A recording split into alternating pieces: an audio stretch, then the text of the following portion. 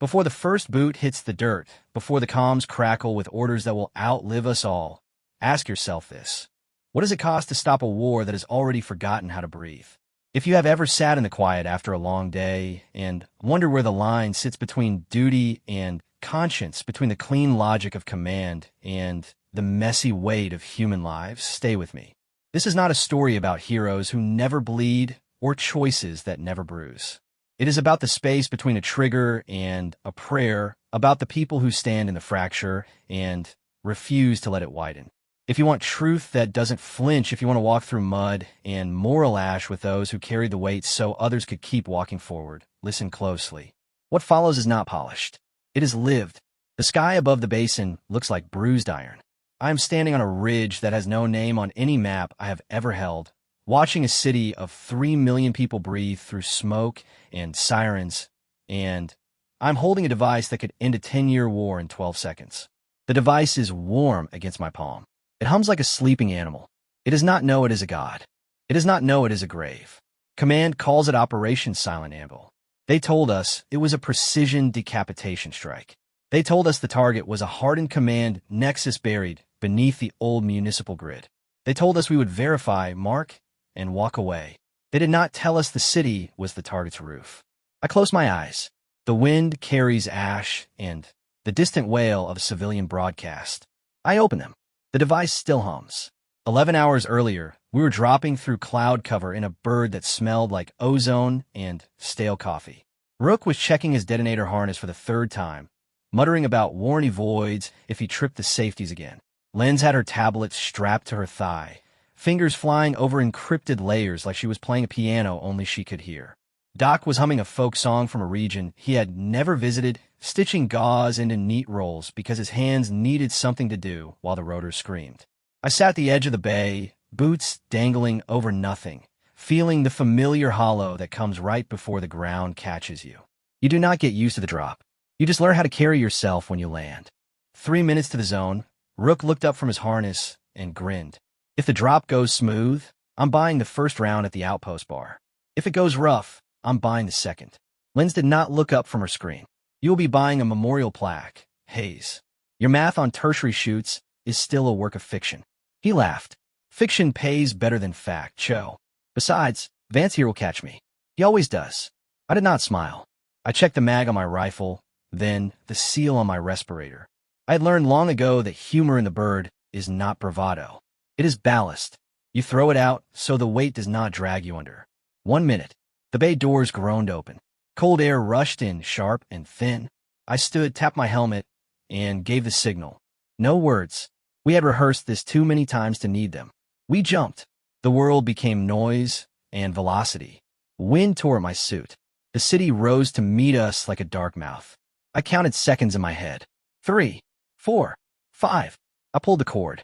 The chute snapped open, jolting me upward, and the sky settled into a slow, controlled fall. I watched the others deploy beside me. Rook's chute opened a fraction late, but he compensated with a hard kick that sent him gliding toward a half-collapsed warehouse. Lens drifted clean, tablet case secure, eyes already scanning the thermal overlay on her visor. Doc came down quiet, as always, like he had negotiated with gravity and won. We hit the roof of the warehouse in a staggered sequence. Dust plumed. Boots found purchase. I rolled, came up, swept the perimeter. Clear. Rook landed with a grunt and a swear. I told you the wind shear would bite. Lens tapped her screen. Thermal shows 3 hostiles 2 blocks east. Moving slow. Probably scavengers. Doc knelt, already checking my harness straps out of habit. You good, Captain? I nodded. We move. Keep comms tight. We're not here to paint the skyline. We slipped into the stairwell. Concrete echoed with our footsteps. The air grew warmer, thick with the smell of old oil and damp plaster. Lens pulled up a wire map on her tablet, overlaying it with Command's target coordinates. The mark is 3 levels down, she said. Sub-basement 2. Hardened door. Biometric lock.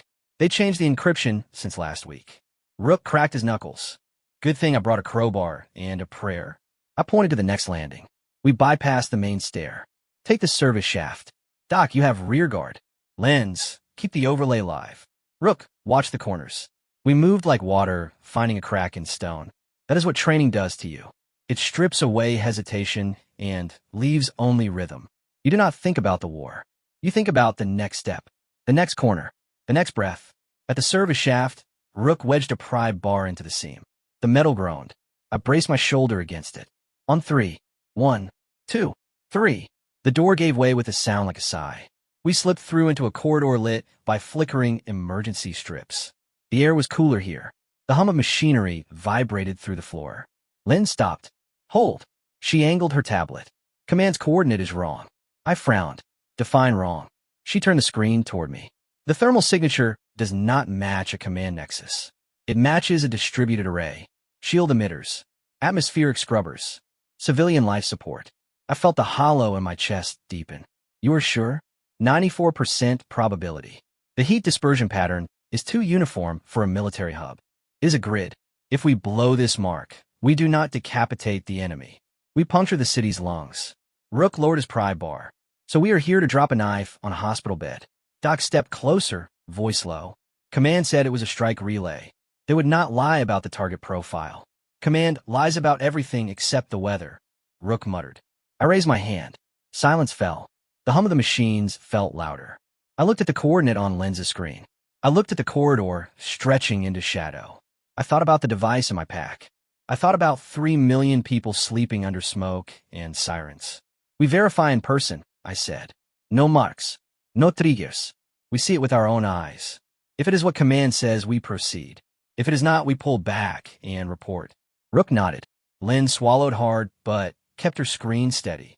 Doc adjusted his med kit strap. We moved again.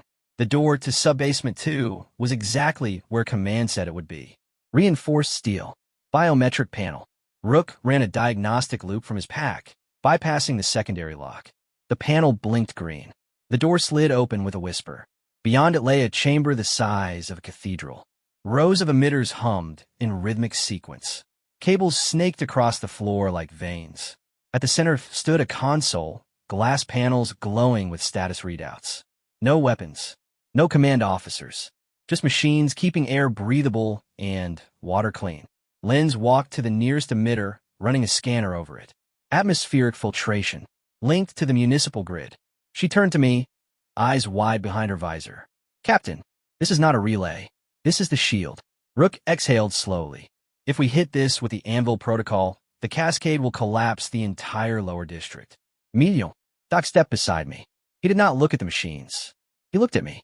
You know what they will say if we walk away? I did. They will call us cowards. They will say we prolonged the war. They will say we chose doubt over victory. Rook kicked the cable lightly. I did not sign up to drown a city in dust. I walked to the console. The screens flickered with data I barely understood. Power load, filter saturation, population dependency. The numbers did not lie. The truth did not care about our orders. I opened my comms. Command, this is Vance. Target verification complete. Mark is false. Repeat. Mark is false. We are standing on a civilian life support array. Requesting alternate protocol. Static. Then a voice flat and distant. Copy Vance. Confirming strike authorization. Anvil is live. You have 12 minutes to clear the zone. I closed my eyes. The hum of the machines sounded like a heartbeat. I opened them. I tapped the comms again. Command, you're authorizing a strike on a shield generator. You will kill millions. Voice returned. The war ends today, Captain. Clear the zone. That is a direct order. Rook looked at me. His jaw was tight. Lens's hands trembled over her tablet. Doc stood quiet, breathing steady. I looked at the console. I looked at my team.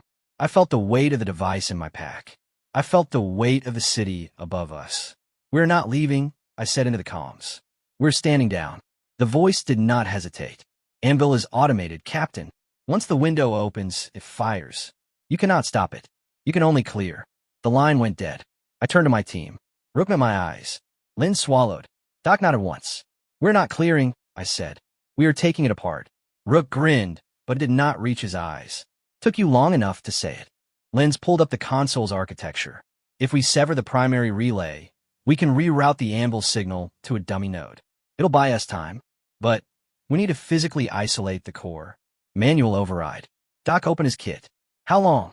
20 minutes, Lens said. If nothing catches fire. If no one shoots us. Rook shouldered his pack. I will set charges on the support pillars. Not to blow, to collapse inward. Contain breach. We trap the signal in the chamber. I nodded. Move. Fast and quiet. We split. Rook took the east wall. Lenz worked the console. Doc covered the door. I moved to the core housing, pulling tools from my pack. The metal was hot. The cables pulsed with current. I found the primary relay, a thick cylinder wrapped in insulation. I began cutting. Sparks flew. The smell of burnt plastic filled the air. My gloves grew slick. I kept cutting. Rook's voice crackled in my ear. Charge is set. I need 60 seconds to wire the detonator. Lenz's fingers flew. Rerouting now. Signal is fighting back. They have a counterpulse. Doc's voice was calm. Hostiles approaching. 2 levels up. Footsteps on the stairs. I did not stop cutting. Keep them off the stairs, I said. Doc moved to the door. I will talk to them first. If that fails, I will treat them after. I smiled despite myself. I heard Doc's voice echo up the stairwell. Step down. We are not your enemy today. A voice replied in a language I knew, but did not understand. It was tired, angry, human. Doc answered in the same tongue. I do not want your war. I want my team to finish their work. Silence. Then, footsteps retreating. I kept cutting. The relay groaned. Sparks showered my boots. My arms burned. I did not stop. Lenz called out. Counterpulse is weakening. Signal is redirecting. But I need the core isolated. Now. Rook's voice. Detonator wired. Fire on your mark. I looked at the relay. One last cut. I braced my hands. Pulled. The insulation split. The cylinder came free in my hands. Heavy. Hot. Alive. Isolated, I said. Fire. Rook triggered the charge. The chamber shuddered. Dust fell. The walls groaned. The signal on Lenz's screen spiked, then collapsed into a flat line. She exhaled. Anvil is trapped. It will fire into a dummy loop. No cascade. No collapse. I set the relay down. My hands shook. My breath came hard. I looked at my team. Rook leaned against the wall, wiping sweat from his brow.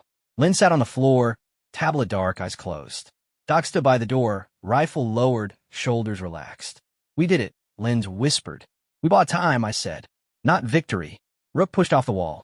Time is all we ever get. I nodded. I opened my comms. Command, this is Vance. Anvil signal neutralized. Target verified false. We are extracting. Static. Then a new voice. Calm. Measured. You have interfered with a strategic operation, Captain. You will be held accountable. I closed the comms. I looked at the city above us. I thought about the 3 million people breathing through smoke and sirens. I thought about the device that hummed like a sleeping animal. I thought about the weight of a single decision. We move, I said. We are not done. We climbed back into the dark. The hum of the machines faded behind us. The wind outside carried the sound of a city still alive. I did not know then that the real war was not above us. It was inside the machine that had ordered the strike. I did not know then that the device was not a weapon. It was a mirror. I did not know then that the choice was never about ending the war. It was about remembering why we fought it. But I knew my team. I knew their steps. I knew their breath. I knew their silence. And I knew that as long as we walked together, the dark would not swallow us whole. We moved. The night waited. The city breathed. The war did not end. But it did not win. Not today.